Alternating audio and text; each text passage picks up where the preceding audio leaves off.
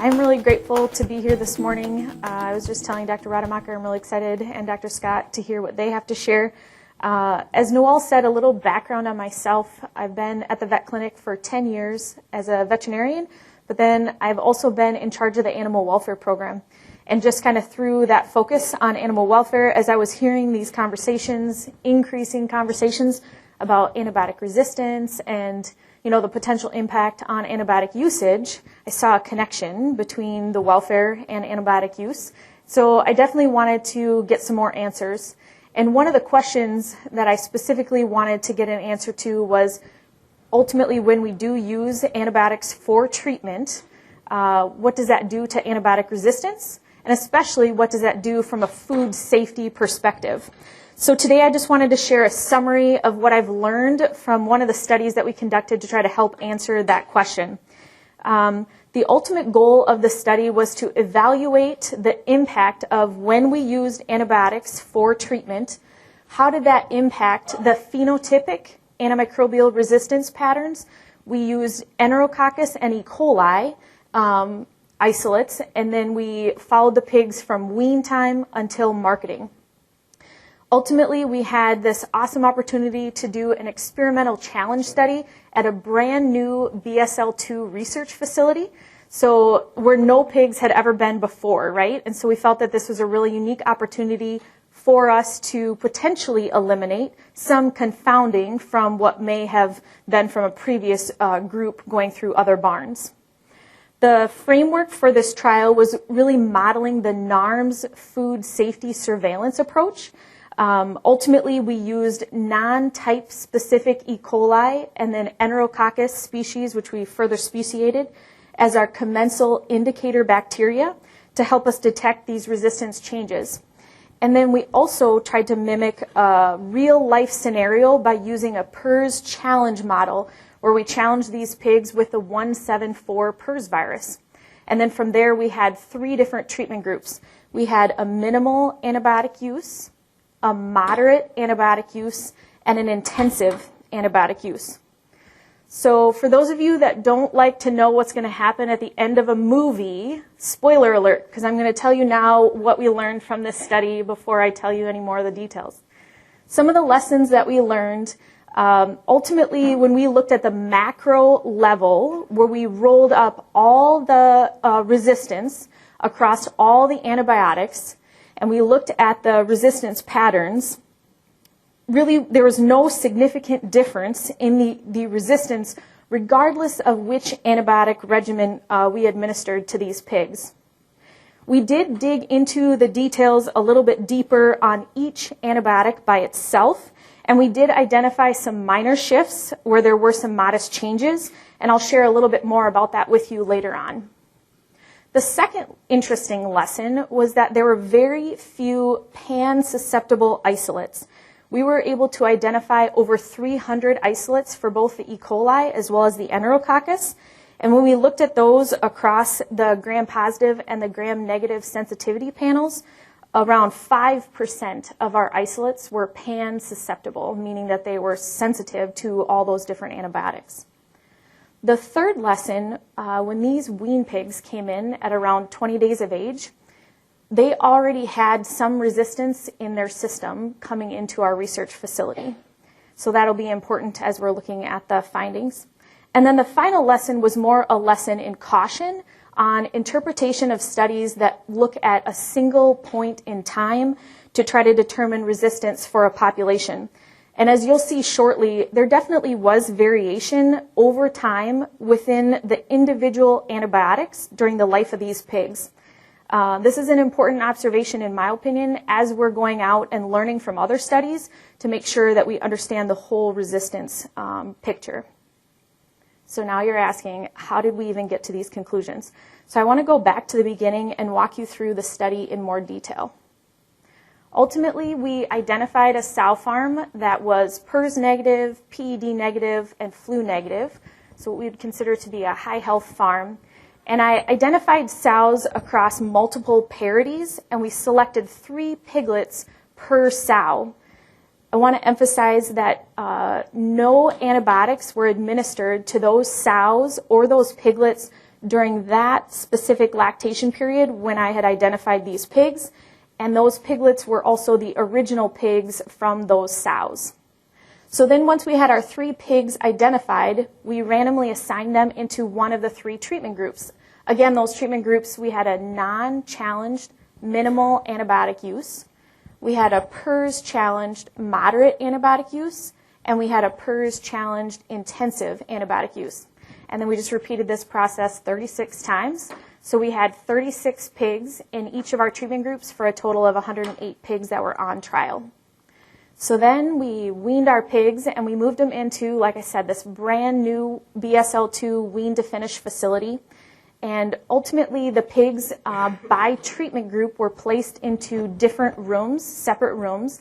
Those rooms had air filtration for the air that was coming into the rooms, as well as the air that was coming out of the rooms. And all the caretakers and everyone going into those rooms followed Danish entry procedure, as well as the shower in and shower out procedures going in between the rooms. We also, as you can see here in this picture, we also placed solid panels in between all the different pens just to avoid any contact or contamination between the individual pens within the rooms.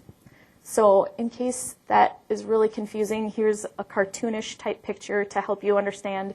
We had, like I said, these 3 rooms. Here would be your non-challenged minimal antibiotic, the PRRS challenged moderate antibiotic, and PRRS challenged intensive antibiotic. Let's slide this down. Are you guys getting feedback? Or is it okay? Okay. All right. And then from the cartoons, you can see we had 3 pigs in each pen and 12 pens in each room. So that was where our 36 pigs came from.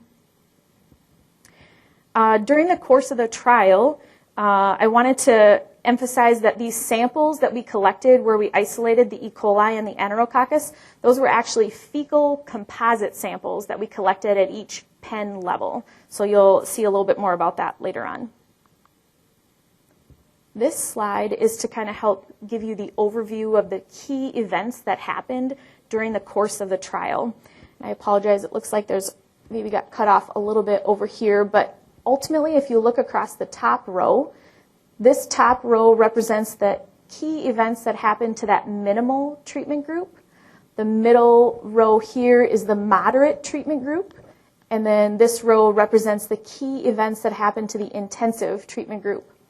This arrow here represents the timeline by weeks post-weaning. And then these lovely pictures are supposed to help remind you that we took fecal samples for our composite samples and kind of help identify the time points at which we collected those samples.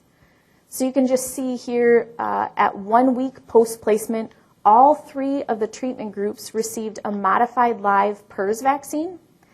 At the 6 weeks post-weaning, the intensive and moderate treatment groups received their 174 PRRS challenge. And then about a week after that, we started water medications. That's supposed to be a water droplet. They received water medication for the moderate and the intensive treatment groups. That was tilmicicin in the water for 5 days. And the intensive treatment group also received an injection of ceftiofur to each of the individual pigs. The intensive treatment group also received 14 days of CTC and Thiamulin in the feed. I know it's a little bit confusing because it runs during weeks 8, 9, and 10, but it was started in the middle of week 8 and it ended in the middle of week 10. So it was a 14-day course of treatment. So that's just to give you the overview of some of those key events that happened. Now, because our goal was to understand the impact of antibiotic use on the potential resistance changes, I wanted to help further define what our antibiotic use was by treatment group. So here you'll see, again, I broke it out by treatment group. This represents the treatments given to minimal. Here's your moderate, and here's your intensive treatment group.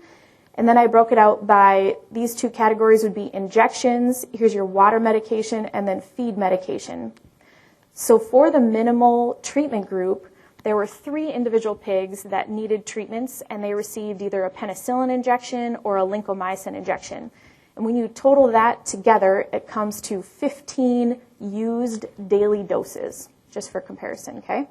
When we looked at the moderate treatment group, there were a couple pigs that needed some individual treatments, so we gave them either penicillin injections or the ceftiofur injections. And then we also did the 5 days of the tilmicicin in the water. And so when you added that together, we got 185 used daily doses. And then in the intensive treatment group, they had very similar treatments to the moderate group, except that we gave the ceftiofur to all individual pigs, and then we also did the CTC and thiamulin in the feed. So the total, used daily doses for that group was 837. I think if you take nothing else away from the slide, I just wanted to share the huge differences between the treatments that were used in these groups. The other thing, too, that I wanted to emphasize, or a detail that I wanted to highlight, was the difference in what drugs were used for treating the pigs during the course of the trial, as well as, or compared to, the drugs that we tested for the sensitivity and the resistance. So, again, this is a little bit of a busy slide, but I want to orient you to this table here. This column represents just the class of antibiotics, general classes of antibiotics. And then this column represents, for the gram-positive sensititer plates, this represents the drugs that were tested for resistance. And this is the column that represents the drugs that were actually used for treatments. So out of these 16 drugs that we tested on the gram-positive, 3 of those we actually used during the course of the trial. And then over on the gram-negative side, there were 14 different drugs that were tested. And 2 of those categories, we used drugs to actually treat the pigs. Also wanted to draw your attention to the fact that there were 2 drugs that we used as treatments during the course of the trial that were not included on the antimicrobial resistance panels. That would have been the tilmicicin in the water and the thiamulin in the feed. However, even though those weren't included in the panels, we really wanted to stick with the NARMS food safety approach.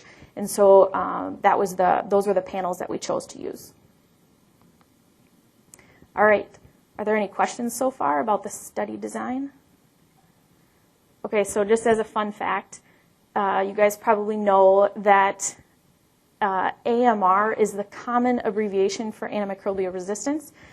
Some of the colleagues that helped me with this study thought that sounded like America, and so they nicknamed the trial Captain America. So this is a shameless way of getting a cute picture of my kid in the presentation, but this is a hand-me-down shirt that he got from my husband, his dad, with Captain America on it, and I guess just reminding me that not everything that gets passed on, like resistance, is terrible, right? This is a pretty cute shirt. So now that you know kind of how the trial was designed, I wanted to dig a little bit into the actual results. Just some general comments. For most of the drugs that we tested, we found relatively low levels of resistance, less than 2%. Because of this, we were unable to do further analysis on these relatively low numbers. But for the drugs that did have higher levels of resistance, we were able to do some statistical analysis. So first, I wanted to share with you just a little bit about the percent resistance at a general level, and then we'll dig into some of the statistical analysis. And first, I want to walk you through just what we found from the E. coli isolates. All right, so across the top here, we have all the different antibiotics that we tested, and then we have it broken up into 3 sections. This section represents the minimal treatment group, your moderate treatment group, and your intensive treatment group. And then each of those treatment groups has a scale of 0 to 100% resistance. So here you see 1 bar in each box, and that just represents the first sample that we collected. This was at that 7 days post-weaning, and to me, this is just sharing that we did see some resistance right away once the pigs had arrived. Now you see 2 bars in each of those graphs representing the first and the second sampling that we collected.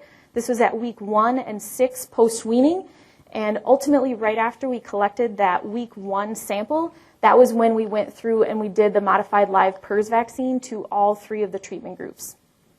Again, I would say no significant changes here in the resistance. Now we have 3 different bars in each of the antibiotic boxes, and those represent the samples at week 1, 6, and 7. And the only change here was that the moderate and the intensive group received that 174 PRRS challenge at 6 weeks post-weaning. Now we have 4 bars in each antibiotic box, and the addition is at week 8 post-weaning, and the only changes here at that 7 weeks post-weaning, that's when we started those water medications, the tilmicacin, and we also did the ceftiofur injection to the intensive treatment group. Here we have 5 different bars, 5 different samples, and that's when the intensive group started receiving the CTC thiamulin in the feed. Now we have 6 different sample points, and the intensive group is still on the CTC thiamulin in the feed. Here we have 7 treatment groups, 7 sample points, and now no one is on an antibiotic either in the water or the feed. Here we have 8. And now we have all the different samples that were collected. So we had 9 different sampling points during the course of the trial.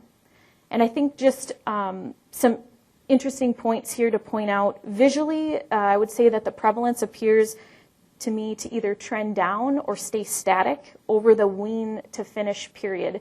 This last sample was collected on the day that we marketed these pigs, which was at 175 days post-weaning. I also think it's interesting to note here, this is the tetracycline column, and you can see these pigs came in with high levels and they just pretty much stayed static or stayed at high levels during the course of the trial. And really, if you take it a little bit further, it seems like there are probably 3 antibiotics that jump out as having higher levels of resistance. This column represents the ampicillin, this column represents streptomycin, and then this is the tetracycline. So those are the 3 that appeared to me to have the highest levels of resistance. And we wanted to dig a little bit deeper into the resistance that we found on these E. coli isolates. Ultimately, we wanted to better understand the relationship between these antibiotics and those different treatment groups. So we performed a logistic regression model with pairwise comparisons of the resistance levels across the 3 treatment groups. And ultimately, that's what we have represented here. Over in the table, you have your actual percent resistance.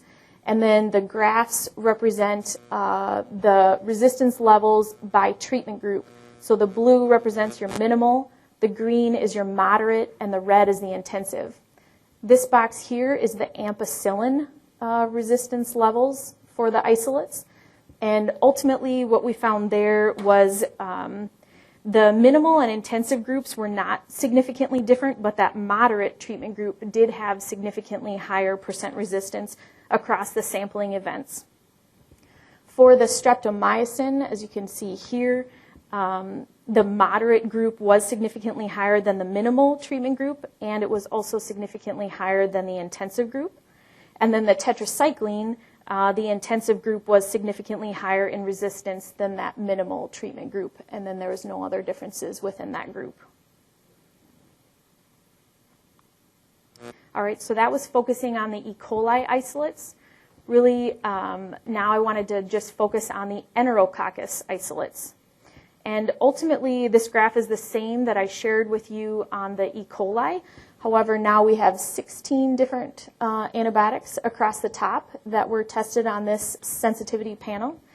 You still have the same 3 treatment groups along the side and that percent resistance scale from 0 to 100%. I think one thing that's interesting to note here on the Enterococcus data, to me it seems like there is more variation across these drugs compared to what we saw with the E. coli. And ultimately for the Enterococcus isolates, the lab was able to use the MALDI-TOF technology to further identify the species of Enterococcus that we were dealing with. And they were able to identify 5 different species of Enterococcus. And if you look at the literature, it does support that there are different Enterococcus species that have different levels of resistance. So this could be some of the, a possible explanation anyways, for some of that variation that we're seeing. Also for the Enterococcus isolates, to me, there's probably 5 or 6 antibiotics that kind of jump out as having higher levels of resistance. Here we have the ciprofloxacin, then you have erythromycin in this column.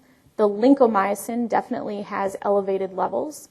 Quinupristin, dalfopristin is a little bit higher, the tetracyclines, and the tylosin. So from these 6 different antibiotics, again, we wanted to dig a little bit deeper into those specific resistance comparisons. And these would probably be the 3 main antibiotics that I thought were the most interesting, at least to share today. So for the ciprofloxacin, we had a little bit of a unique pattern going on. We actually found that the minimal treatment group had significantly higher resistance levels than the moderate and the intensive.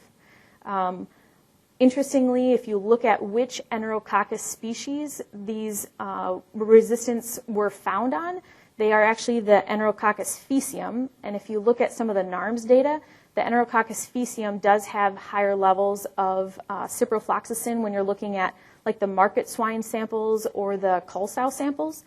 So that could be a possible explanation. For the tetracycline, I would say we had similar patterns to the E. coli isolates. Really, ultimately, they came in with high levels, and there was some up and down during the course of the wean to finish period, but ultimately they did stay relatively high. And then the tylosin, there were no significant differences between those treatment groups. So now we wanted to take it to a little bit different angle, and we wanted to look at multi-drug resistance levels. Ultimately, in the case of this pilot study, we had 310 E. coli isolates that we looked at for the multi-drug resistance, and of those, 22 of those isolates were susceptible to all the antibiotics on that panel. So that came out to 7% of the isolates. And if you look down here, this really kind of tells us the majority of those isolates had either 1, 2, or 3 drugs that they were resistant to. When we looked at the Enterococcus isolates, there were 301 Enterococcus isolates that we obtained. And out of the all of these isolates, only 8 of those isolates were susceptible to all of the antibiotics. So this is about 2.5%. And then here you see there's a little bit of a spike at for the isolates that had 2 drugs, and a little bit of a spike for the isolates that had 5 drugs that they were resistant to.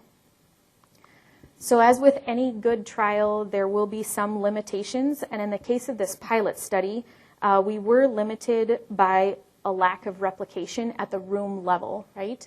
And ultimately, this was driven by both budget as well as facility constraints. We did have conversations at the beginning when we were talking about the trial design. We did have an idea of just doing a nursery trial and being able to have some replication, but we really wanted to focus on the food safety aspect of it, and we felt that we needed to take it to marketing in order to do that. Another limitation was the lack of a PRRS challenged no antibiotic treatment group. Ultimately, didn't feel that this was compatible with our welfare standards, especially based on some of our previous experiences.